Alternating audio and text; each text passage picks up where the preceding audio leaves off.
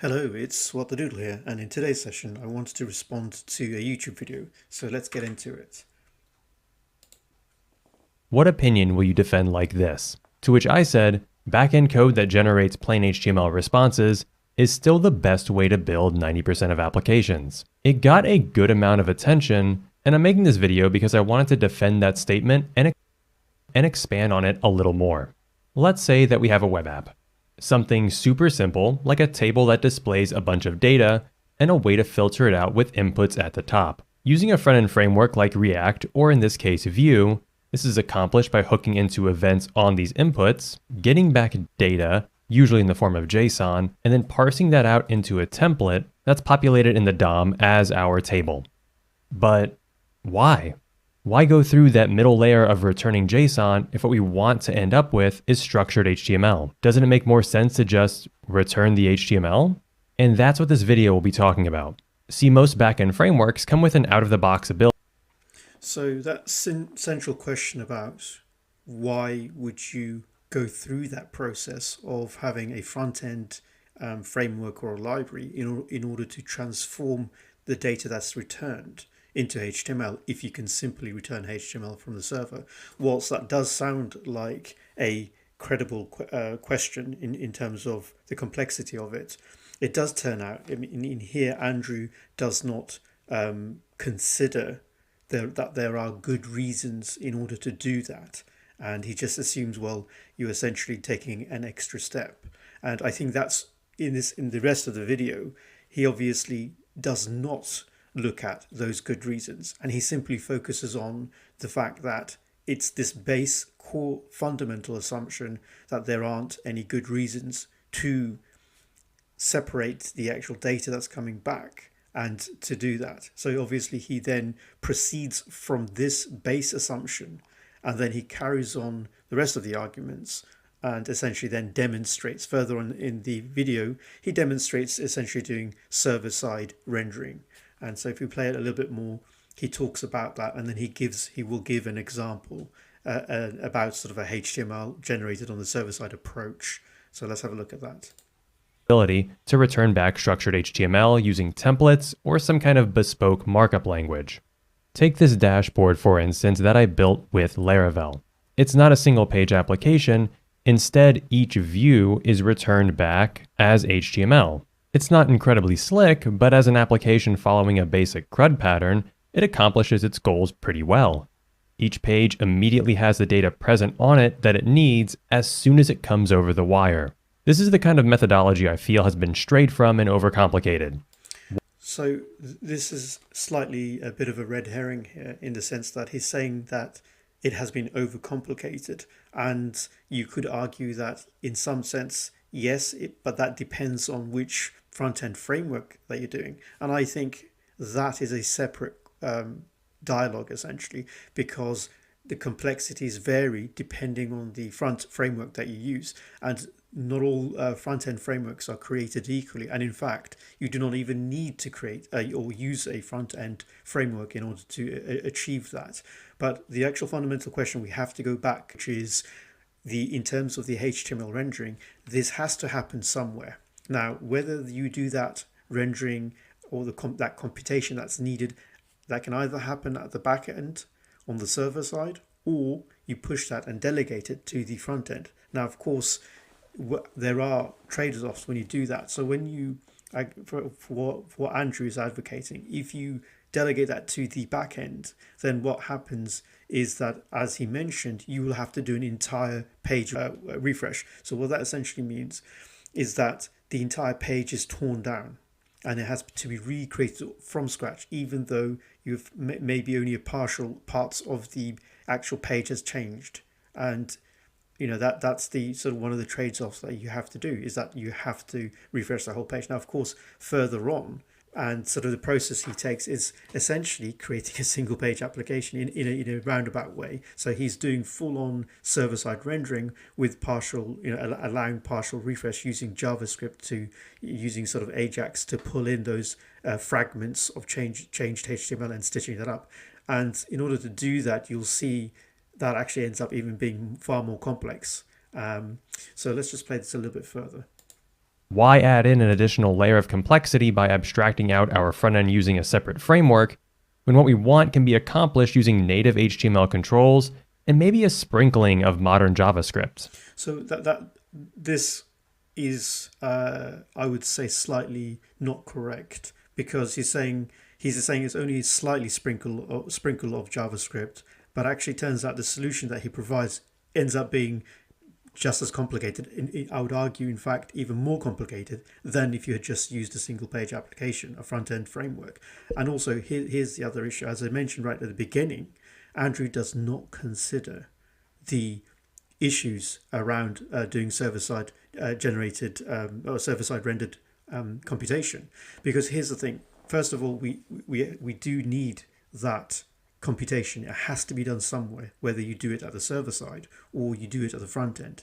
Now, of course, if you do it at the server side, as I mentioned, of course, one of the downsides, one of the trade-off is that you have to do an entire full page refresh. Now, the other aspect is that it doesn't scale. Now, this hasn't been talked about at all here. He hasn't considered any of the negatives actually. So one of the negatives is that it doesn't scale in the sense that computation has to run on the server. Now, if you have one or two users, that's not a problem.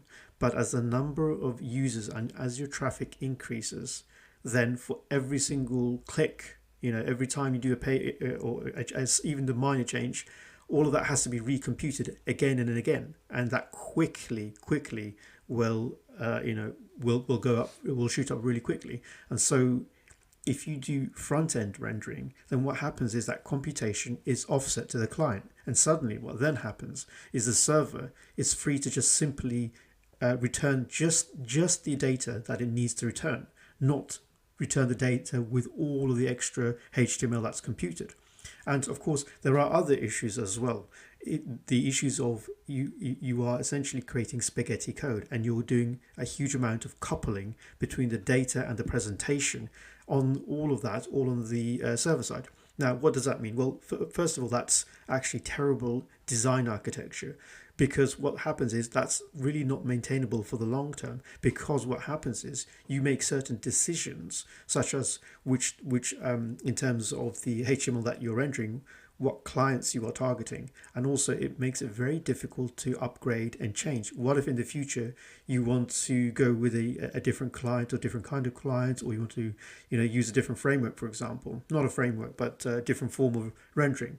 All of these becomes really complicated if you have mashed together on the server side the actual HTML and the code, the HTML rendering and the actual data, if you've mashed it all together. Whereas if you separate that right at the beginning, so that the role that the server has is to return data as it should be and cleanly, and then on the front end you can decide, depending on which client connects to that server endpoint, you can do that presentation of whatever it needs to be, and you can have multiple clients, not just multiple clients. You could even have, let's say, if you wanted to do an A/B between two different front end styles, you could do this. However, and because of that clean separation, you don't have to worry about that in terms of it all being glued together. So for the longer term, it's far more maintainable, far more scalable. Again, all of these points are completely been missed out or sidestepped or ignored or haven't been considered by Andrew. Let's play this a little bit further. This application doesn't need an API that's reached by external services, nor is it going to be ingested by a mobile app or desktop application. It'll exist solely in the browser. So that's fine if that's what you believe it's always going to be the case. However, then in the future, when you do need that requirement, then you're in a mess. You're now stuck. Now you have to sort of rework your entire application to build something that you would have already had for free by having that API. So again, it's kind of this idea that you're making an assumption about how that application is going to be consumed in the future. You don't know that, and by coupling and making that, you're shooting yourself in the foot, because you are confining the design and saying, well, I think it's always going to be, this application is always going to be run in the web. And the reality is that you don't know how your project is going to evolve. You don't know how your customers are going to change over time. So just making that limitation, why would you bake in a limitation right at the start? Yes, I don't buy this argument where he's saying, well, it's only going to be for the web, so therefore let's all do spaghetti code and just mangle the HTML and the HTML rendering on the server side, mangle the code and the data all in one place without having that clean separation. Oh, because it's, essentially it's doing this early optimization and limiting the entire platform's future based on this assumption that maybe this is what we'll have. Let's play a little bit more. Let's go back to our original example. This initial view is being returned by my backend code. It's only the dropdowns and subsequent filtering that's being made dynamic by a front-end framework. So instead, let's remove the front-end framework. These dropdowns at the top are valid HTML form inputs. Instead of hooking into their change events, we can have them perform a default submit action on the form. And that looks like this. So we have a blank action on our form, and whenever one of these selects is changed, the form is submitted using this form submit. For our backend code powering this, you can see that on the initial request, we're getting all of our models, as well as the possible makes and colors of them to populate those dropdowns. And then we're just returning the HTML view. So that's not quite correct. We're saying we're just returning the HTML view. He has to actually run that computation over that template. So he's fetching the data, if you like, then fetching the template, and then running a template engine over that. That's the actual computation part. That's the part that doesn't scale. That does not scale, because if you have 10 users, 100 users, 1,000 users, 1,000,000 users, for every single one of those users and every single click and every minor tiny update, because the entire page has to be re-rendered, it has to be recomputed, that simply does not scale. So once you invert that entire thing and you push the computational rendering onto the client side, suddenly that becomes trivial for the server side, because the server is only concerned with just returning the data that it needs to, and nothing more. And whether you have 10, 100, 1,000, 1,000,000 users, the impact in terms of load would pretty almost flat. Of course, yes, there are other bottlenecks such as the database and whatnot. Of course, we can have strategies for that in terms of caching and all that kind of stuff to help and mitigate those kind of loads. But the computation, as I said, by offsetting it to the client, is actually a clever optimization in the sense of scalability. But of course, this is completely ignored here. On the front end, that looks like this. But when I go and select one of these colors to filter from, the URL updates, the form submits successfully. But the problem is that we're not filtering these out. Now we just need to apply any potential filters to our backend code's response. So now we have a filter for our make as well as our color. So now if I go ahead and select a color like blue, we can see that we're getting the same result, a filtered set. And we can filter out a make as well. The best part about this is we also have a state or record of our filters stored as the URL currently being loaded. This can be copied and shared or opened in another browser, and the same set is returned as expected. And so here he's trying to make the case that the state of the dropdown is embedded into the URL, and so that because the server is going to return that exact state, if you like, fully rendered out, and he's trying to advocate and say that advantage only exists, if you like, if you go the server-side rendered approach. Well, this is completely false, because the exact same methodology can be applied for for a client-side rendering, because obviously in the same way, the client-side application can actually read all of the state in the URL, and in fact, most front-end frameworks do actually do the same thing. They will embed the exact same information, and so it will then push it into the web history API, so that it looks like obviously you're moving from page to page. But if you then do a hard refresh, or if you copy and paste that into a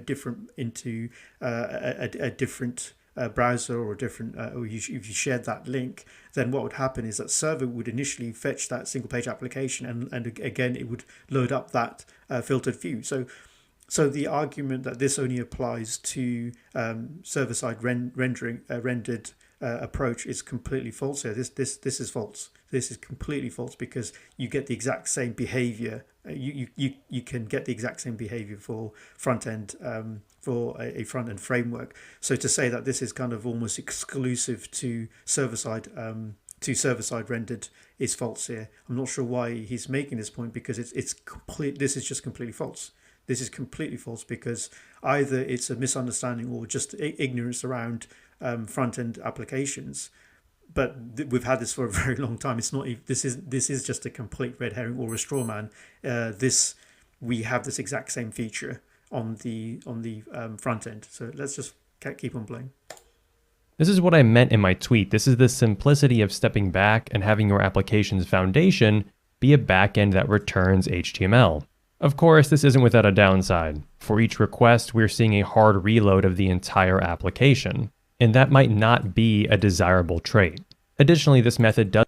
And it isn't. It absolutely isn't, because the idea that small changes forces the reloading of the entire page. So you're essentially throwing everything away that you've computed, and you have to recompute everything and rerun through the server has to run through the template again. This is what we had in Web 1.0. One of the amazing things in terms of the shift, in terms of the user experience and the responsiveness and the nativeness during Web 2.0 was the very fact that as developers we evolved, and we realized that we don't have to load the entire page again. We can actually make an AJAX request and just get the actual data that we want in terms of what's changed, and then apply those changes dynamically. So we get that almost like near native experience. And so it is to say that, in terms of desirability, well, it absolutely is. And technology moves forward. We don't want to go backwards, because if you want to go backwards, and that's going back to the having user experience of Web 1.0. And of course, further on, you'll see Andrew will try and then demonstrate how that, using this server-side generated technique, that you can still try and get back that experience of Web 2.0, that native experience, native feel. Well, hang on. If you wanted that native experience and a full interactivity, then why don't you just use a single page application? That's literally what they were evolved and designed for. Does require you to deploy and maintain a backend application, a backend layer. But there's things that we can do to make this a smoother experience without sacrificing that simplicity.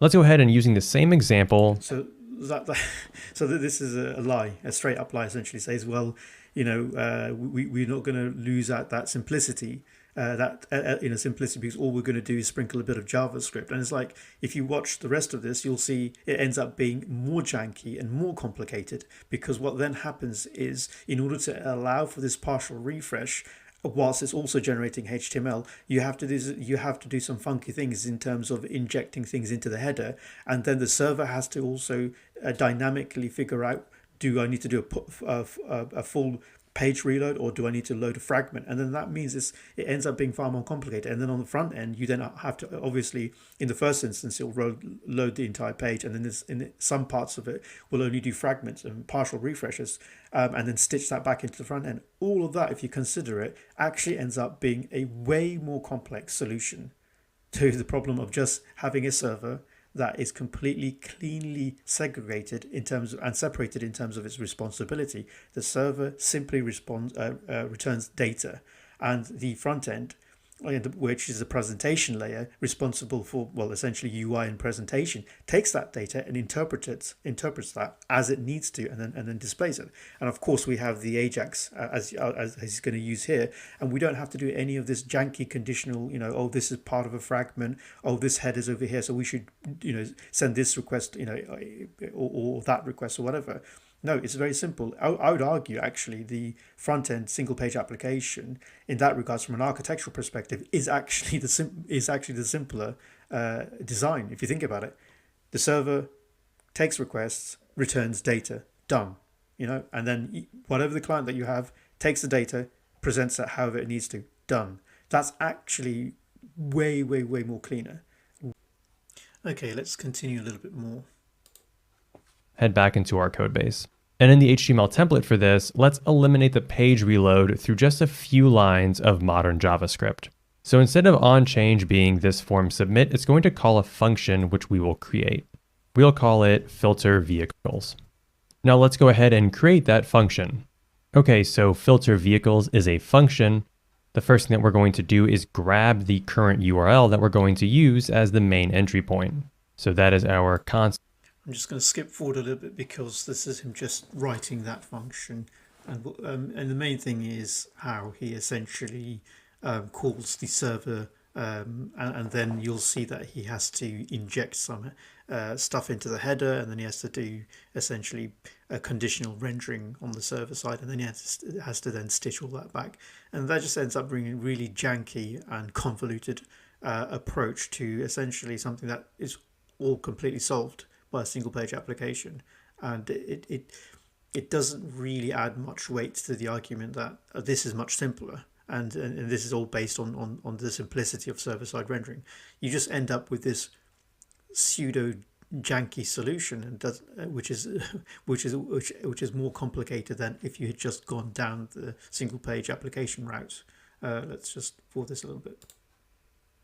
It's URL. It's a new URL object point. So we can create a fetch request to the same URL that we're using when if we were to go ahead and run this, we'd run into a little bit of a problem. You see, if we go ahead and select something like the make, our entire site is what is being replaced. So here, as he's showing that issue, because if you go down that route of server-side rendering and the entire page has to be re-rendered, that's what the server is doing. Because when you're making even for partial request, it ends up duplicating the entire content and showing up twice.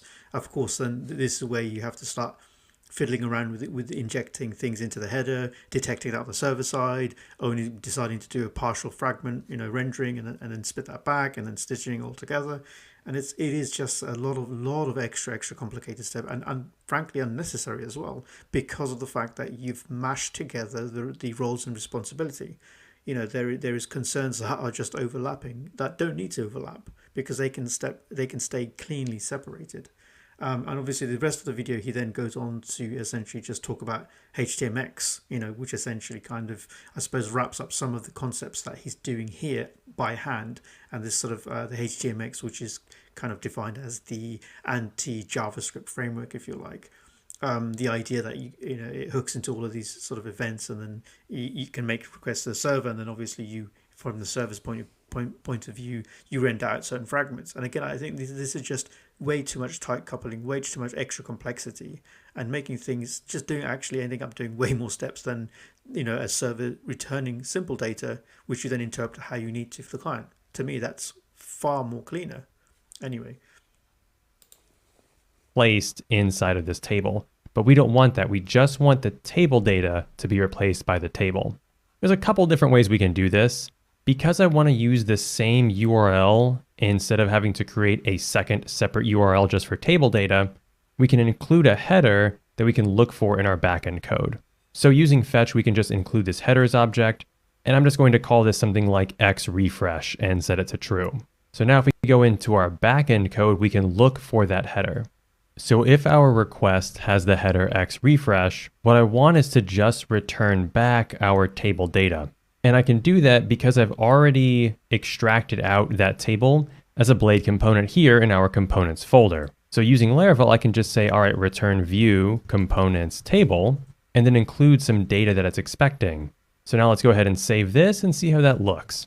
All right, I'll start over from a blank slate. Let's go ahead and choose a color, and we can choose a make. And we can see that all of this is updating without making a full refresh of the browser. We can actually test that. So that essentially you've now run through a convoluted way and ended up to the exact same thing that a single page application gives you out of the box. So, and you're doing the exact same technique. You're using, essentially Ajax calls to pull in that data. But I would just say it's ironic at the beginning when Andrew said, well, why would you do this extra step? Why not just return HTML? Well, now you're doing, with this partial refresh, you are returning the data, but generated fragmented data, which is two extra steps. So whereas and then you have an endpoint that does multiple things. Whereas if you just go for that clean architecture, the server simply does one role and one role only. So that single responsibility principle. The server is only responsible for returning data, very clean data, and then you have the client side which just consumes that data. And obviously we may make no assumptions of what that client is, because that client could be a lot of different things potentially. And yeah, it's just these things Andrew has simply not considered at all, and so therefore the presentation that he's given, if you like, or the arguments that he's presented, they're not. That's not the full picture, because it's only just focusing on one aspect of it, and yeah, it's not convincing at all. It simply doesn't hold water when you put all of the when you sort of consider it in full. When you balance it out on balance of things, we find that actually the idea of doing server-side rendering, it doesn't work. It doesn't work on multiple reasons. And, yeah, let's just play a little bit more. So we go to our network tab here, and we'll make another update. Well, that returned no set, but let's just say we want all Honda makes. We can see that we're calling our URL, and we're getting a response back just of the table HTML. So exactly. And in fact, this is actually an argument for single page applications, because that's really what it excels at.